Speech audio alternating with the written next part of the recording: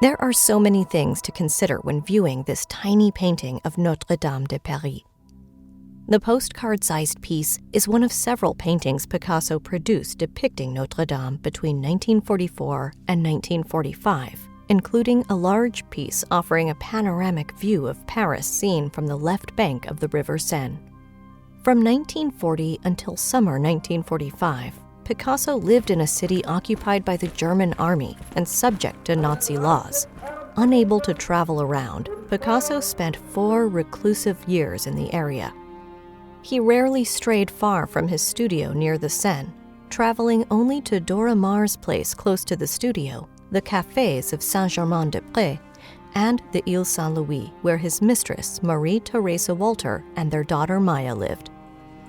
He would spend time in the Square du Vert Galant, where he painted in 1943. Sitting along the banks of the river, seeing the amateur painters who dotted the landscape, capturing their interpretations of one of the oldest and most picturesque places of Paris. In a way, this little painting almost looks as though it were painted by an amateur. Picasso, like most of the artists of this time, did not have large canvases to create large-scale works. He could not paint professionally at this time because the art market had been compromised by war. So perhaps he decided from time to time to act like an amateur. He chose an emblematic site for this place, a cathedral which has stood for centuries despite turmoil, occupation, and resistance that has been a symbol of the city. The area around Notre-Dame was the epicenter of the fight for the liberation of Paris at the end of August 1944. The head of the resistance in Paris, Rolf Tanguy, had his headquarters in front of the cathedral.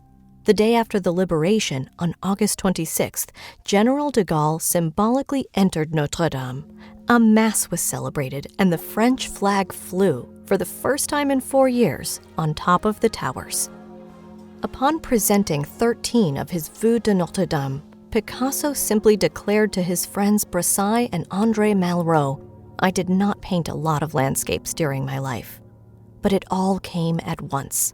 Since I could not travel anymore during the occupation, I often walked with Cosbec, his dog, along the Seine, and I soaked in the view of Pont-Neuf, Pont Saint-Michel, trees, and the riverbanks. One day, all of those things came to me, and before I knew it, I started to go, and the motif came from my memory."